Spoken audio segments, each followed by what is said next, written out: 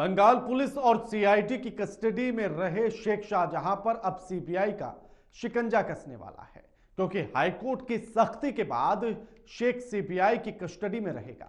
ऐसे में केंद्रीय एजेंसी पूरे मामले की निष्पक्षता से जांच कर सकेगी, क्योंकि शुरू से ही इस मामले को लेकर ममता सरकार पर शेख को सह देने के आरोप लग रहे हैं। रिपोर्ट देखिए।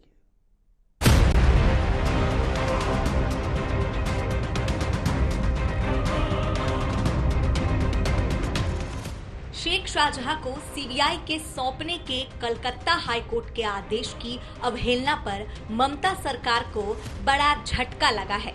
कलकत्ता हाईकोर्ट ने पश्चिम बंगाल सीआईडी को अवमानना का नोटिस जारी किया है और कोर्ट ने 2 हफ्ते में जवाब भी मांगा है।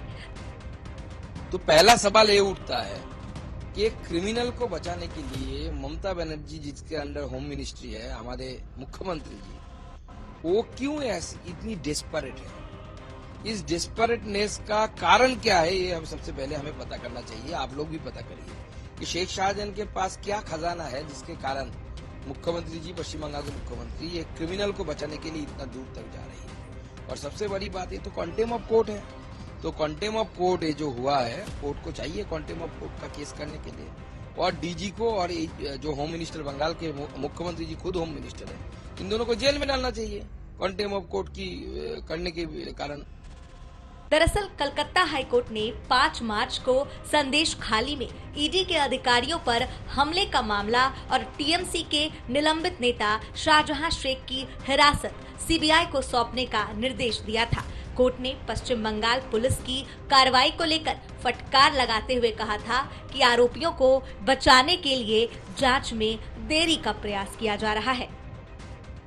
तो एक क्या है, state police is completely biased, उसको गिरफ्तार होने नहीं दे रही, they are not handing him over. और सीबीआई की जो उन्होंने ऑर्डर किया कि इन्वेस्टिगेशन सीबीआई को दी जा रही है, उसके खिलाफ who is appealing to the Supreme Court? ये this is very interesting question. Normally जो रेपिस्ट होता है और जिसके खिलाफ ये होता है, he tries to go up. No, it's not that person who's appealing. It's the state government which is coming to the Supreme Court. ये मैं पहली बार I'm coming across a case like this. And they're appearing to sue what? कि a man who, according to information in the public domain, सबको पता है इसने क्या किया वहां पे, कि उसको प्रोटेक्टिव कवर मिले। सीबीआई ने मामले की जांच अपने हाथ में लेने के लिए पश्चिम बंगाल पुलिस से संपर्क किया था।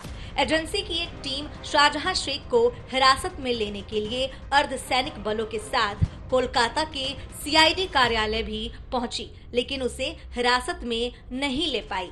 सीबीआई की टीम भवानी भवन स्थित सीआईडी मुख्यालय पहुंची और 2 घंटे से अधिक समय तक इंतजार करने के बाद भी शेख को लिए बगैर ही लौट गई थी। इंसानियत भी होती है,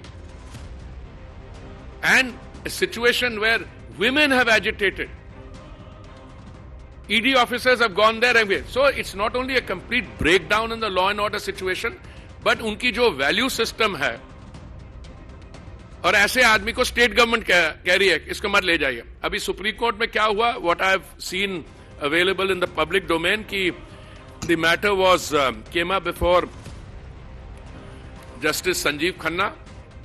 उन्होंने तो he said that it should be listed in front of the chief from what ever I have seen in terms of latest information, और वहां पे अर्जेंट लिस्टिंग के लिए बोला गया है।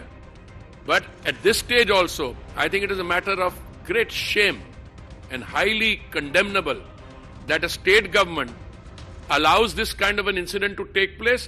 Then for 55 days they don't allow him to be arrested, and then when he is produced he comes there before the court as if saying, and still not handing him over, and के investigation should not go to a central agency. देखें तो शुरू से ही इस मामले में ममता सरकार सवालों के घेरे में है। संदेश खाली के आरोपी को करीब 56 दिनों के बाद तब गिरफ्तार किया गया जब हाईकोर्ट का दबाव बढ़ा और गिरफ्तारी हुई, महिलाओं से दुराचार की धाराएं भी नहीं लगाई गई।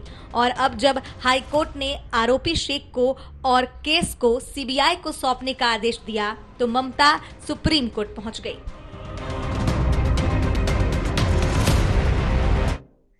स्पेशल रिपोर्ट में फिलहाल इतना ही। लगातार खबरों के लिए देखते रहिए एएमवी नेटवर्क। नमस्कार।